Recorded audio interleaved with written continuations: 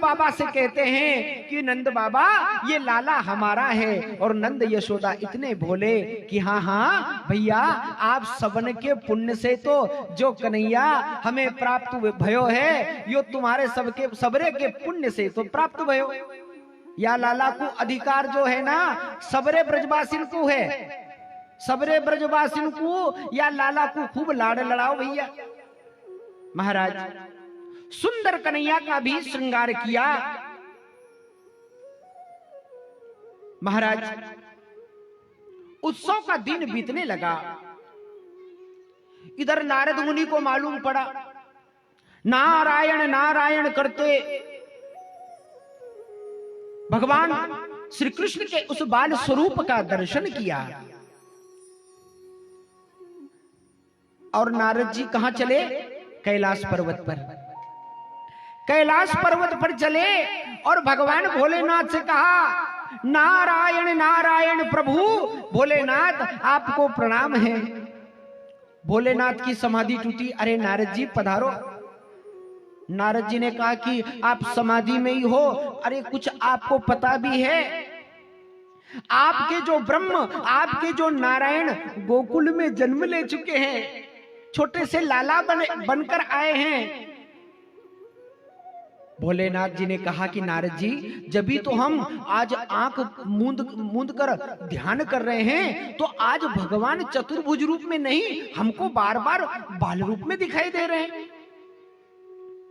और महाराज भोलेनाथ को जैसे ही मालूम पड़ा परब्रह्म परमात्मा मेरा गोविंद दर्शन, मेरे गोविंद ने अवतार ले लिया है और भगवान के बाल स्वरूप का देखो महाराज, शिव और भगवान हरि और हर का इतना प्रेम है। जब जब भगवान ने अवतार लिया तब तब भोलेनाथ जरूर उनके साथ आए।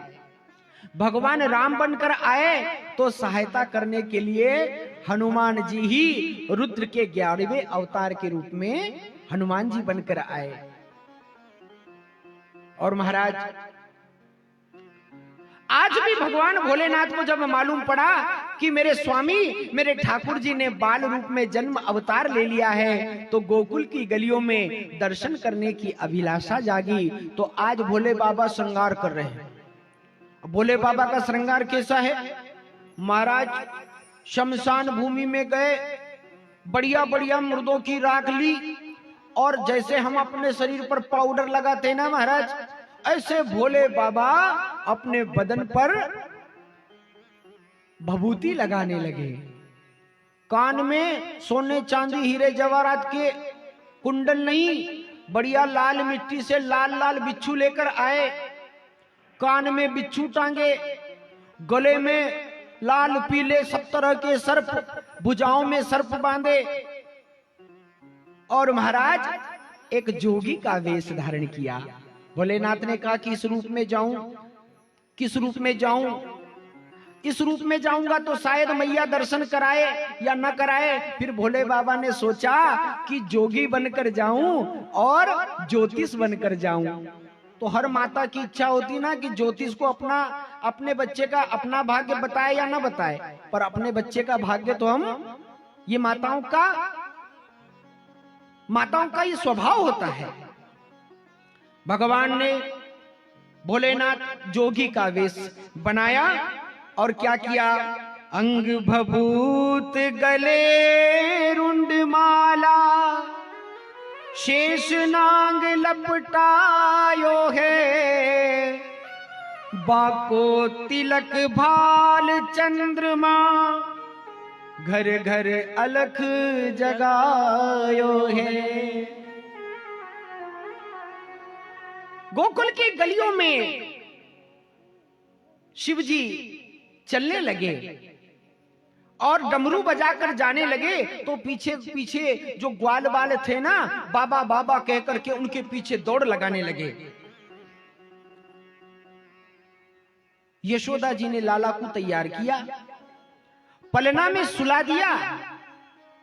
इधर जोगी बाबा दरवाजे पर आ गए भोलेनाथ, और जोर से आवाज लगाई, री मैया, ओ यशोदा, भिक्षान देहि। यशोदा ने जो एक सखी थी, सखी से कहा, देख तो जाकर कौन आया दरवाजे पर। वह बाबा को जो लगे सो भिक्षा दे दे और वह बाबा को विदा कर दे। एक गोपी आई और महाराज जोगी का वेश देखा तो गोपी तो डर गई। राम राम, ये कैसा जोगी आया, पहली बार ऐसा जोगी आया। जीते जागते गले में सर्प टांगे हैं और अंग भभूति लगाया, डमरू बजा रहा है और घूर घूर कर दरवाजे की तरफ देख रहा है। गोपी ने डरते डरते कहा, क्यों बाबा, क्या चाहिए? बोले, हमको तो यशोदा के लाला के दर्शन करना है। बोले, लाला के दर्शन कैसे होंगे, हम तुमसे डर गई तो लाला तो छोटा सा बालक है। बोले, नहीं, दर्शन तो हम लाला का ही करेंगे। गोपी ने जाकर मैया से कहा, मैया, एक जोगी आया है दरवाजे पर, बड़ा गजब का वेश है उसका, कानों में बिच्छू टांगे, गले में छोटे बड़े सर्प, और हम भिक्षा का कहती हैं कि बाबा जो भी भिक्षा लगे सो ले लो, पर वो तो अड़ा हुआ है, हम तो लाला का दर्शन करेंगे। मैया ने तिरछी नजर डालकर देखी दरवाजे पर, तो बाबा को देखकर तो मैया की भी आंखें बड़ी बड़ी हो गई। राम राम, ऐसे भूत भावन बाबा। यशोदा ने दरवाजे से अंदर से ही चिल्लाया, बाबा भिक्षा में जे चाहिए सो ले लो, मैं लाला को दर्शन तो नहीं कराऊंगी। भोलेनाथ ने कहा, कहा मैया, कहा हो गयो, काहे दर्शन नहीं कराए? अरे बड़ी दूर से ये जोगी आया, तेरे लाला के दर्शन को तो आयो। मैया ने कहा, ना बाबा, अरे मैं 60 साल की बुढ़िया तो को देख के डर गई, तो मेरो लाला तो अभी जरासो है, छोटो से है, कहीं तेरी दृष्टि पड़ गई और डर गयो तो। नहीं माने भैया, भोलेनाथ नहीं माने। और यशोदा बार बार कहती है कि बाबा जो भिक्षा में लगे सो ले लो, सोना चांदी हीरा जवाहरात भगवान की बड़ी कृपा है, सब साधन है। पर भोलेनाथ ने कहा, न चाहिए तेरी दौलत दुनिया, ना ये कंचन माया, अपने लला का दर्शन करा दे। ये जोगी बड़ी दूर से आया। मैया, ओ मैया, मोको तेरो सोना चांदी हीरा जवाहरात कछु ना चाहिए। ये जोगी है ना, बड़ी दूर से आया है, एक विनती है, केवल मोको तेरा लाला जो है वह को दर्शन कराए दे। बड़ी दूर से जोगी आया।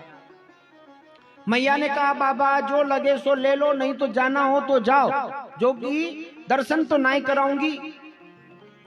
भोलेनाथ ने कहा, देखो मैया, अभी तुमने केवल स्त्री हट सुना होगा, पर हम जोग हट हैं, जोगी हैं, जोगी का हट नहीं सुना। हमने अगर डट गए तो यहीं अलग जगाएंगे जब तक लाला का दर्शन नहीं कराएगी। यशोदा जी ने कहा कि पड़े रहो दरवाजे पर। यशोदा का घर जो है ना 85-84 चौक का है। नंद जी का भवन कितना बड़ा है? 84 चौक का।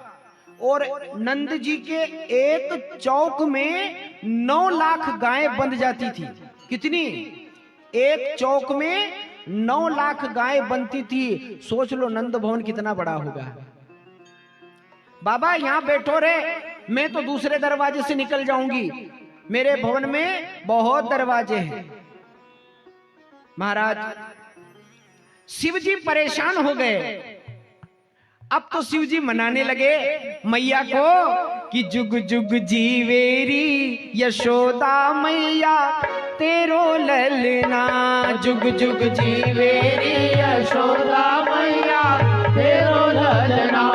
जुग जुग जीवेरी यशोदा मैया तेरो ललना। जुग जुग जीवेरी यशोदा मैया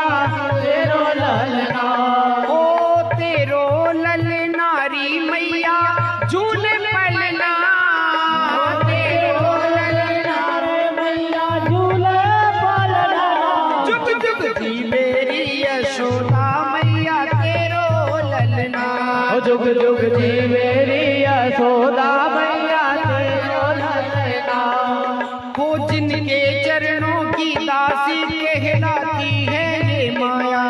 ओ जिनके चरणों की दासी कहलाती है ये माया। मैया अरे तू डर रही है कि मेरे गले में नाग है?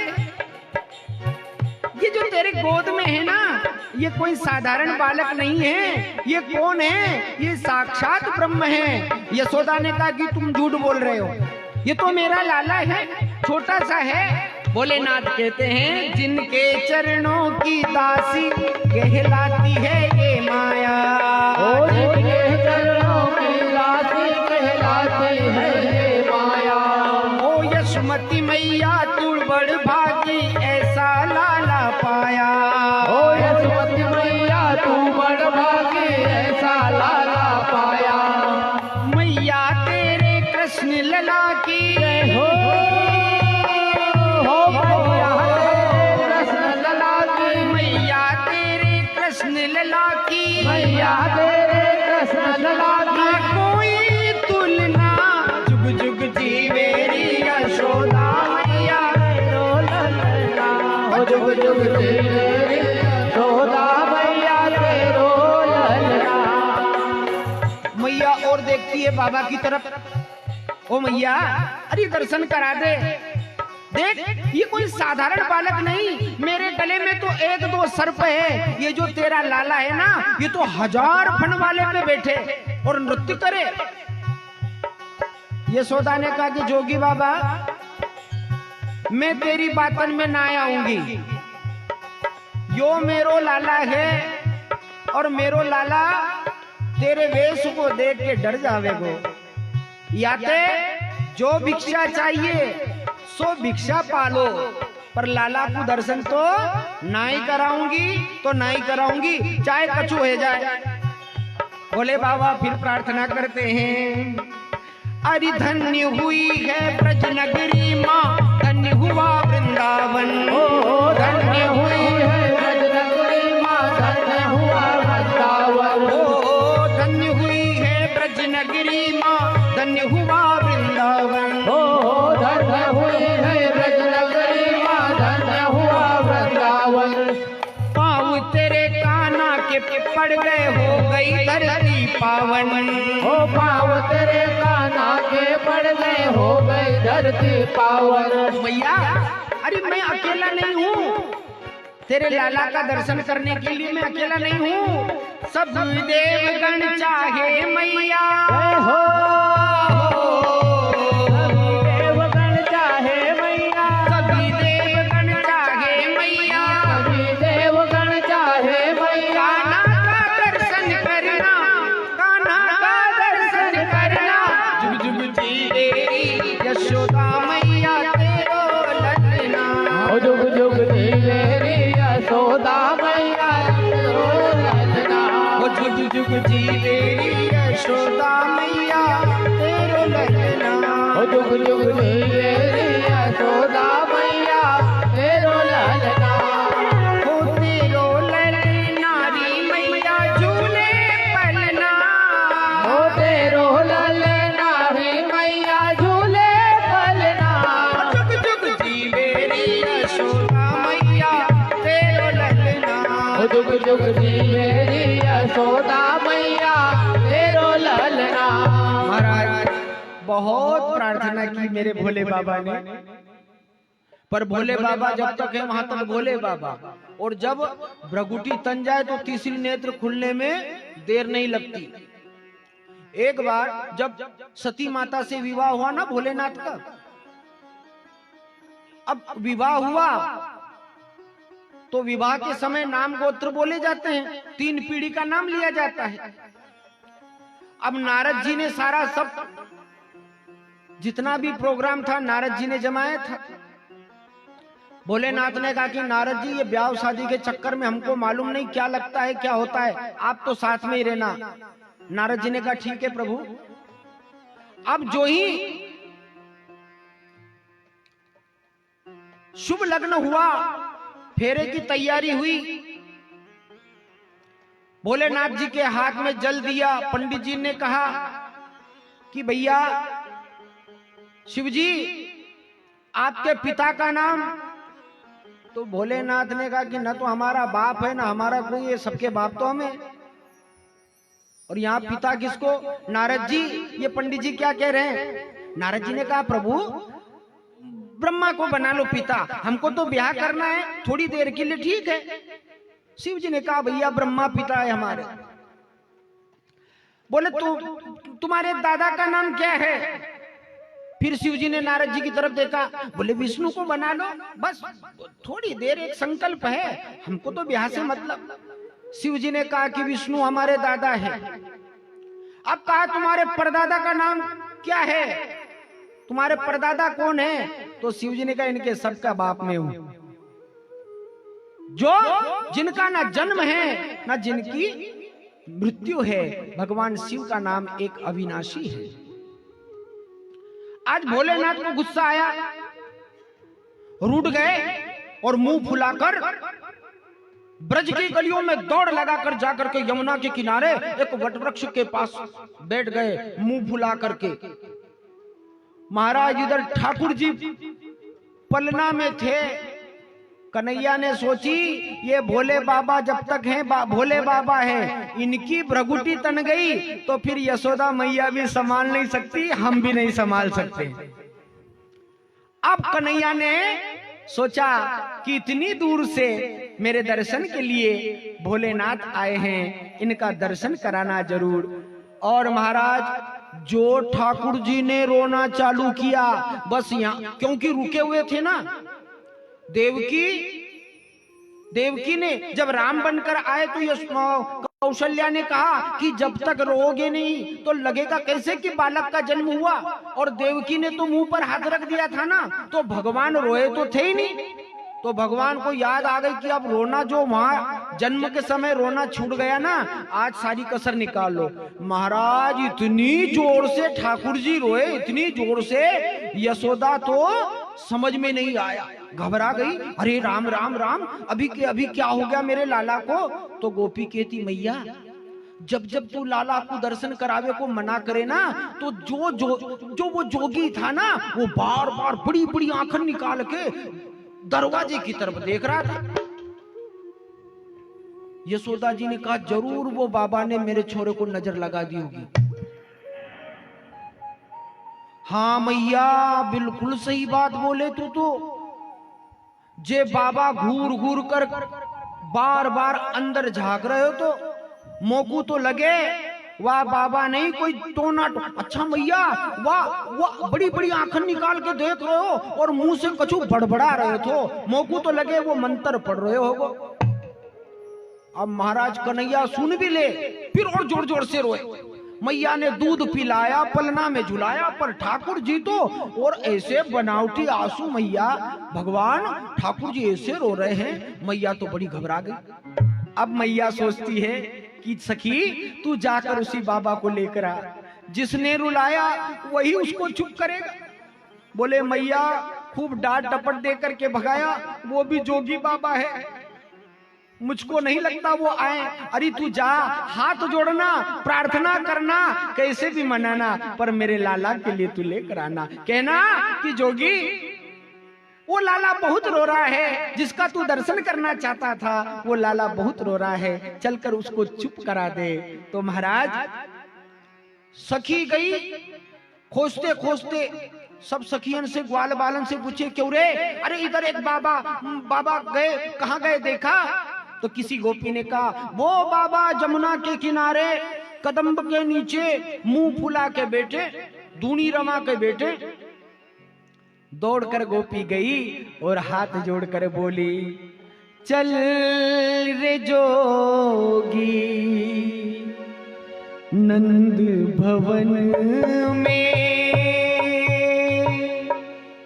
तो हे यशोदा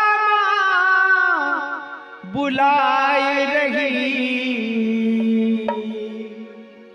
वाके लाला को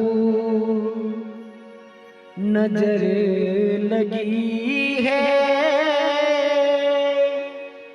राई लोन करवाए रही।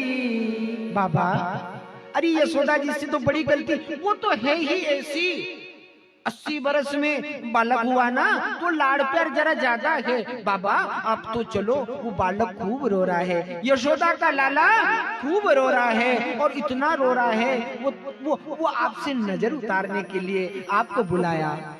थोड़ी देर के लिए तो बोले, बाबा ने कहा हम क्यों जाए, अरे कितनी देर हुई, मिन्नतें प्रार्थना हमने क्या नहीं किया, तब हमको नहीं दर्शन कराया, और अब जो लाला रो रहा है अब हमको कहती हो कि चलो जाकर के उसको चुप करा, हमको नहीं जाना।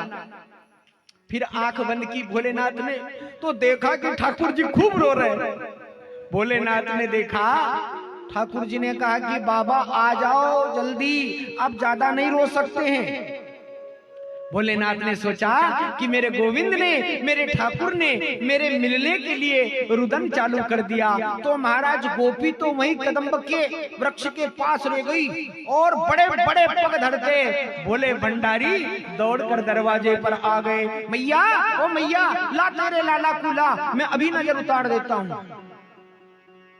यशोदा फिर भी डर गई, क्यों बाबा दूर से नजर ना उतरे, अरे दूर से झाड़, जब दूर से नजर लगा दी तो दूर से उतार भी दे।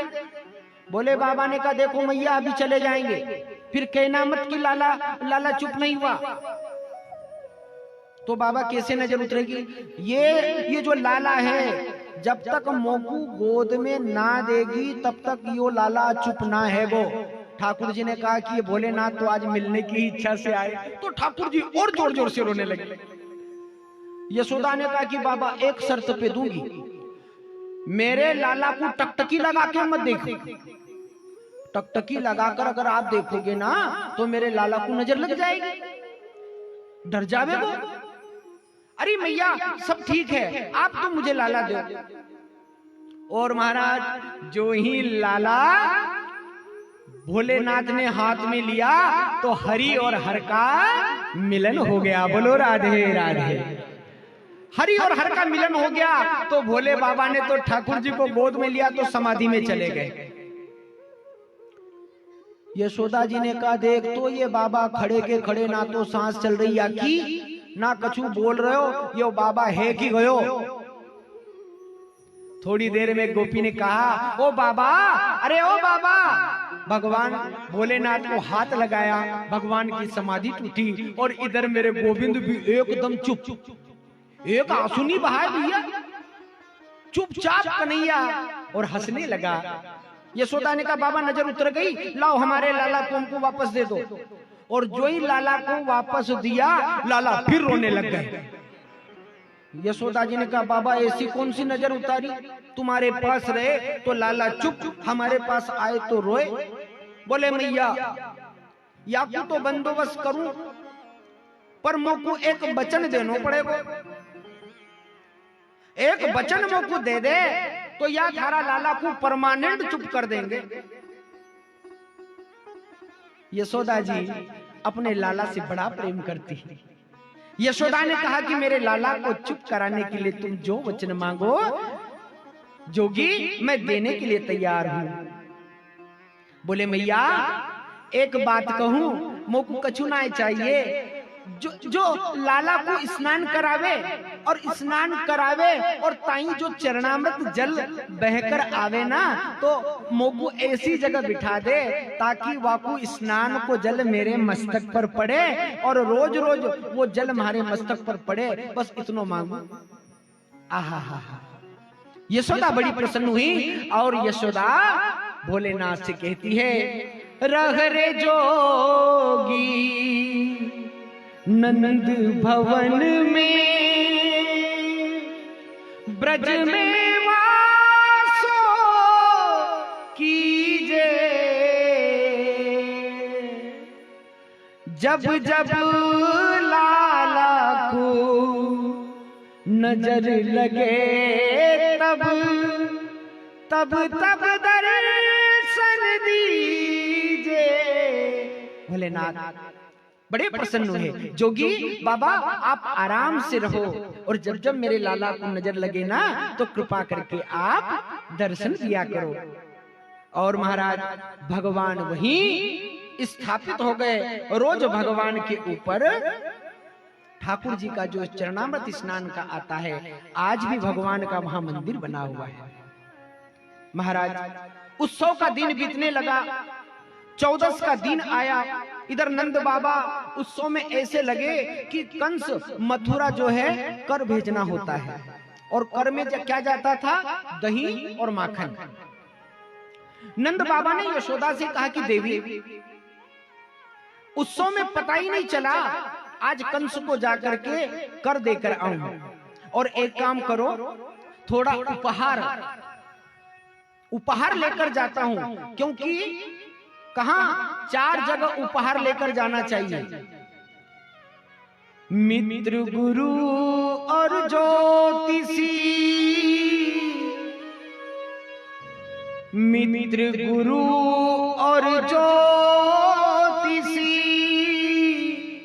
चौथा राज दरबार। यदि इन पर गमन करो,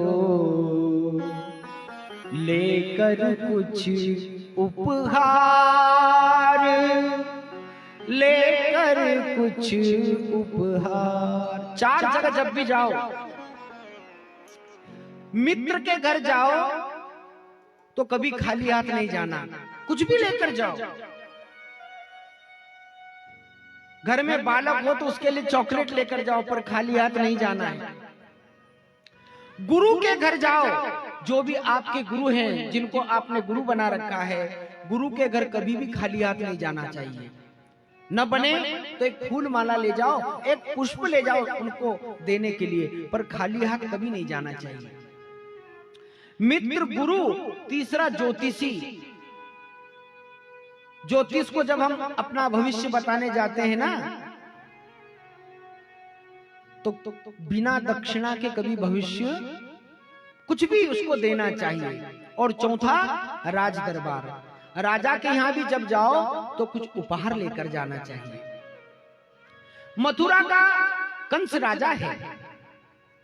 आज नंद बाबा मैया यशोदा से कहते कि यशोदा, आज वर्षों में वृद्धावस्था में हमारे घर लाला का जन्म हुआ है, तो राज दरबार में कुछ उपहार भी लेकर जाऊं। महाराज, हीरे जवाहरात उनके बड़े बड़े थाल तैयार किए, सुंदर रेशमी वस्त्रों से ढका, और गाड़ी भर के कर लेकर के नंद बाबा तो चले गए मथुरा। इधर कंस परेशान कि 8वां घर गया तो कहां गया।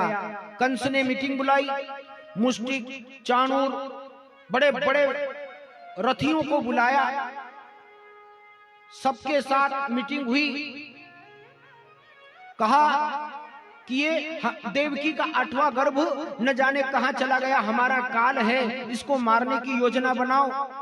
तो कंस की बहन थी पूतना। ये पूतना कौन है? हमने बताया था तीसरे दिन की कथा में, ये पूतना, पूत जो पवित्र ना अने नहीं है, जो पवित्र नहीं है वो पूतना। ये महाराज बलि की कन्या है, रत्नावली। भगवान वामन के स्वरूप को देख करके एक भाव जगा था कि इतना सुंदर बालक, किस माता ने इसको दूध पिलाया, वो माता कैसी धन्य होगी। एक तो ये भाव आया था उसके मन में। और जब भगवान वामन ने विराट रूप लेकर के बलि का सब कुछ नाप लिया, तब इसी रत्नमाला के मन में क्रोध आया था, ऐसे बालक को तो विष देकर मार देना चाहिए। भगवान ने उसकी दोनों प्रार्थना पूरी की। आज वही रत्नमाला पूतना बनकर आई। कंस बड़ा परेशान। पूतना ने कहा, भैया क्यों चिंता कर रहे हो? देवकी का 8वां गर्भ जो हमारा काल है अभी तक पता नहीं, और मुझे लगता है उसने जन्म ले लिया है। और इस समय मैंने सुना है कि वृंदावन में बड़ा, ब्रज में बड़ा उत्सव मनाया जा रहा है, तो निश्चित वो वहां हो। पूतना ने कहा, इसमें कौन सी बड़ी बात है? अरे हम अभी कल चले जाएंगे, आज ही चले जाते हैं। अपने स्तनों में कालकूट भयंकर विष लगाऊंगी, और उस बालक को क्या, गोकुल में जितने भी बालक हैं मैं सबको मार दूंगी। कंस ने कहा कि ये बड़े बड़े दांत, बड़े बड़े सींग, पूतना पकड़ी नहीं जाएगी। कौन तुझे अंदर घुसने देगा? बोले भैया चिंता मत करो, इतनी विद्या तो हमारे पास है, ऐसी सुंदर बन के जाएंगी कि सारी गोकुल की स्त्रियां भी हमको देख करके पसीज जाएंगी, ऐसी सुंदर स्वरूप बनाएंगे। महाराज पूतना देवी ने इधर सुंदर श्रृंगार किया, 2 चोटी, बढ़िया वेश और पांव में नुपुर बांधे। इधर तो ब्रजमंडल में उत्सव चल रहा था और चलती चलती बल खाती हुई पूतना जब गलियों में आने लगी तो गोपियों ने, किसी ने कहा अरे देखो तो कितनी सुंदर स्त्री है, और इसके वेश देखो कितना सुंदर वेश है, किसी राजा की बेटी होगी। पूतना ने पास में जाकर कहा क्यों जी, ये नंद जी का भवन कहाँ है? आप कौन हो? आप उनके रिश्तेदार हो? हाँ हाँ ऐसा ही समझो। अरे हम तो कहीं और जा रहे थे, हमने सुना कि ब्रज में नंद जी के घर बड़ी उम्र में बालक हुआ है और बड़ा सुंदर है, तो हमने सोचा हम इधर से जा रहे हैं तो दर्शन कर ले। और महाराज पूतना चली आई यशोदा के दरवाजे पर। मैया अपने लल्ला को दूध पिला रही थी। पूतना ने आवाज दी, मैया ओ मैया, अरे हम तो तेरे लाला के दर्शन को आई हैं। यशोदा बड़ी भोली थी महाराज। अरे आओ आओ बहन, स्वागत है तुम्हारा, आओ आओ। पूतना ठाकुर जी को देखे, ठाकुर जी पूतना को देखे। ठाकुर जी मैया की गोद में, ठाकुर जी विचार करने लगे, मामा ने खिलौना भेजना चालू कर दिया। मामा ने पहला खिलौना भेजा, मौसी को भेज दिया। अब महाराज यशोदा के संग पूतना थोड़ी देर बैठी तो यशोदा से पूतना ने कहा कितना सुंदर लाला है तुम्हारा, जरा मुझे भी तो गोद में दो। यशोदा ने बड़े प्रेम से दिया। हाँ हाँ हाँ हाँ देवी बहन, ये तो सबके भाग्य से प्राप्त हुआ, ये तुम्हारा भी बेटा ही है। और महाराज पूतना की गोद में लाला को दिया और अतिथि सत्कार के लिए, पूतना के लिए कुछ स्वल्पाहार लेने यशोदा अंदर चली गई। पूतना ने इसी अवसर का लाभ लिया और उठी और भगवान को विष लगा स्तनपान कराने लगी। और महाराज आकाश मार्ग में विराट स्वरूप बना लिया पूतना ने और आकाश मार्ग में ले गई। महाराज भगवान 2 हाथ से भगवान ने स्तन पकड़ लिए और दुग्धपान करने लगे। महाराज दुग्धपान करने लगे तो थोड़ी देर तो कुछ नहीं, पर अब दूध हो तो भगवान पिए। तो भगवान ने कहा दूध पिलाने के बहाने लेकर आइए, दूध पिला नहीं रही है, तो भगवान प्राण ही पीने लगे। और जैसे ही पूतना को घुटन सी होने लगी कि अब तो मेरे प्राण निकल जाएंगे, तो भगवान से प्रार्थना करने लगी, सामोचमु चालनीति प्रभाषिणी। अरे अरे मुझे छोड़ दो, छोड़ दो। भगवान ने कहा कि मेरी मैया ने मोकू पकड़नो सिखायो, छोड़नो तो सिखायो ना मौसी। दूध पिलावे ताई तू ही आई, मैंने तो ना ही बुलायो। पर महाराज कसकर भगवान प्राण पीने लगे और ये घबराई तड़पती पूतना धड़ाम से गिर गई। और ऐसा कहा जाता है 8 से 10 किलोमीटर तक के सारे वृक्ष टूट गए, इतना विकराल रूप था। इधर मैया यशोदा ने देखा कि मेरा लाला भी नहीं है और वो देवी जो आई वो भी नहीं है, और धड़ाम की आवाज आई तो सारे ब्रजवासी दौड़े। दौड़कर देखा तो पहाड़ जैसी पूतना पड़ी है और उसके वक्ष स्थल पर मेरे गोविंद नृत्य कर रहे हैं, पैर का अंगूठा चूस रहे हैं। सब गोपियों ने आकर के यशोदा को ऐसा उल्हाना दिया, अरे यशोदा एक लाला का भी ध्यान नहीं रख सकती? अरे बुढ़ापे में एक बेटा हुआ, ठीक से उसको भी नहीं संभाल सकती? यशोदा ने कहा हम क्या करें, हमारे पास तो ये देवी बनकर आई थी और हमारे से ही लाला मंगा, सो हमने लाला पधरा दिया कि लाला को लाड़ लड़ा करके हमको वापस कर देगी। हमको क्या मालूम ये राक्षसी थी।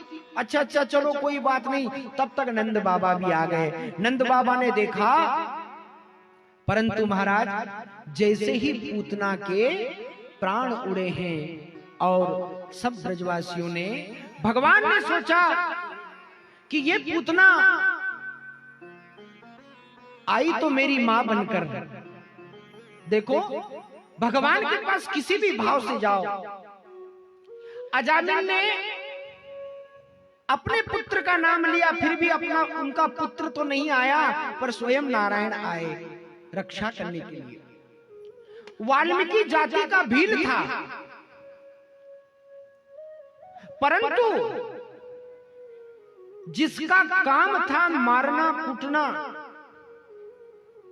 वो भी मरा मरा मरा मरा मरा करके राम बोलने लग गया। भगवान उसके मरा शब्द को भी अपना नाम समझने लगे। भगवान ने सोचा कि मौसी कैसा भी तेरा भाव हो, पर तूने मुझे दूध पिलाया है, और दूध पिलाया तो मौसी, मौसी माने मां जैसी। तो जो गति भगवान ने यशोदा के लिए निर्धारित की थी, पर आज उसी गति पर पूतना को बिठा दिया। भगवान ने उसकी जो आसक्ति का दूध था, जो बुराई थी, भगवान ने जैसे सारी बुराई को ही पी लिया। और पूतना के शरीर को महाराज जब अंतिम संस्कार किया गया, तो पूतना के शरीर को जब काटा गया, तो उसके शरीर से ऐसी सुगंध आई कि पूरा ब्रजमंडल सुगंधित हो गया। देखो साहब, संत के सानिध्य में जाएंगे, सदगुरु के सानिध्य में जाएंगे, तो हम पातक से पवित्र हो जाएंगे। अच्छे की संगति में बैठेंगे तो हम अच्छे बन जाएंगे, और संगति अगर हमारी बिगड़ गई तो हम भी बिगड़ जाएंगे। 10 बुरों के बीच में यदि एक अच्छा बैठ जाए तो मुश्किल है उसका बच पाना, वो भी बिगड़ जाएगा। परंतु 10 अच्छों के बीच में यदि एक बुरा भी आ जाए तो वो सुधर जाता है। आज पूतना ने भगवान के आगे शरणागति कर दी, तो पूतना का उद्धार हो गया। महाराज इसीलिए भगवान कहते हैं भगवान के सानिध्य में ही रहना चाहिए। गोस्वामी तुलसीदास कहते हैं, सन्मुख होई जीव मोहि जब ही, सन्मुख होई जीव मोहि जब ही, सन्मुख होई जीव मोहि जब ही, सन्मुख होई जब मोहि, जन्म कोटि अघ नास ही तब ही, जन्म कोटि अघ नास ही तब ही, सन्मुख होई जीव मोहि जब ही, सन्मुख होई जब मोहि, सन्मुख होई जीव मोहि जब ही, सन्मुख हो। रो रहा था और रोते रोते सो गया, तो यशोदा ने सोचा कि बाहर जो छकड़ा है ना, छकड़े के नीचे झोली बांध दूं, झोली में लाला को सुला दूं, तो कम से कम यहाँ हम ठीक से उत्सव मना लेंगे। कन्हैया ने कहा, वारी मैया, सत्यनारायण की कथा घर में रखी और मेहमान आ गए, पूजन वास्तु पूजन घर में रखा और मेहमान आ गए। महाराज हमारा पूजन में तो ध्यान रहता ही नहीं, हम मेहमानों की आओ भगत में ही लग जाते हैं। अरे भाई, घर में जिसका पूजन रखा है वो अखिल ब्रह्मांड नायक है, उसने हार कर दिया। फिर दौड़ करके यशोदा आई, अरे क्या हुआ क्या हुआ। कन्हैया को अंदर लेकर गई। महाराज समय बीतने लगा। एक दिन भगवान की जब हम सेवा करते हैं, हनुमान जी भी सब जब सीता जी का पता लगाने गए, भक्ति को प्राप्त करने गए, तो कितने विघ्न आए। मैनाक पर्वत आकर रुक गया, ये सबसे पहले भक्ति में धन पहले आएगा। मैनाक पर्वत सोने का था। सारे पर्वतों के पहले पंख हुआ करते थे। सभी पर्वतों के पंख मैनाक पर्वत पर टिक जाते, आराम करते, तो क्या सीता जी की खोज कर पाते, भक्ति को प्राप्त कर पाते? मैनाक पर्वत को छोड़ करके हनुमान जी चले तो फिर पानी में एक राक्षसी आ गई जो परछाई को पकड़ करके हनुमान जी वहां से गए। भगवान ने कहा कि मैं वजन बढ़ाऊं और ट्राई करूं कि वजन मेरा बढ़ा कि नहीं। तो ठाकुर जी ने इतना वजन बढ़ाया कि यशोदा जी सोचने लगी, राम राम ये जरा से लाला को वजन इतना कैसे हो गयो। फिर यशोदा जी ने सोचा शायद दूध ज्यादा पी लियो होगो। और इधर ठाकुर जी ने चूल्हे पर तृणावर्त का भी उद्धार किया। और इधर धीरे धीरे एक दिन वसुदेव जो कारागृह में हैं, उन्होंने विचार किया क्यों न गर्गाचार्य जी जो यादवों के कुलगुरु हैं उनको भेज करके आप पधारे हमारे अहोभाग्य। अभी तो हम लाला लाला कहकर पुकारते हैं और अभी तक उनका कोई नामकरण हुआ नहीं, तो आप कृपा करो ना, आप हमारे बालकों का नामकरण कर दो। गर्गाचार्य जी ने कहा कि नंद बाबा आपके घर जरा सा उत्सव जरा सा नहीं होता, बहुत बड़ा उत्सव होता है। और आचार्य महाराज कौन है? कोई अच्छा महाराज हो तो ठीक, नहीं तो ऐसे ही कोई पंडित जी आ जाए और बच्चों का नामकरण कर दे। तो रोहिणी ने कहा मैया चिंता मत करो, अभी परीक्षा ले लेंगे। एक काम करना, आपने मेरा लाला ले लेना, आपका लाला मेरी गोद में दे देना। बलराम होगा और ये संकर्षित हुआ है, इसलिए एक नाम इसका संकर्षण होगा। और इसका बल ताकत बहुत होगी, पर इसकी ताकत जगत के कल्याण में होगी, इसलिए इसका नाम बलभद्र भी होगा। बल माने ताकत, भद्र माने कल्याण, जो कल्याण में लगे ऐसा बलभद्र भी इसका नाम होगा। मैया ये जो तुम्हारी गोद में लाला है ना, ये कभी श्याम, कभी पीत वर्ण का था, कभी श्वेत वर्ण का था, और अब जो आया है ना श्याम वर्ण का है। ये सबको अपनी ओर आकर्षित करेगा, इसलिए इसका नाम होगा। और महाराज यशोदा ने सुंदर चोटी बनाई, जूड़ा बनाया, फूल लगाए, वेणी लगाई और गले में माला डाली, पीतांबर डाला और कमर कदनी डाली। और जैसे ही पांव में नुपुर बांधे तो मेरे कन्हैया नृत्य करने लगे। देखा तो महाराज अब कन्हैया को देखने दर्शन करने कैसे जाए? यशोदा के घर कोई काम हो और जाए तो बात बने।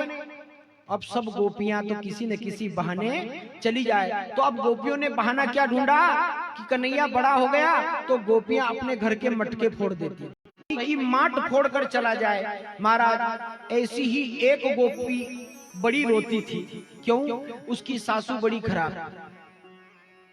वो गोपी की सासू मां बड़ी खराब। नई नई गोपी आई और कृष्ण के बारे में सुना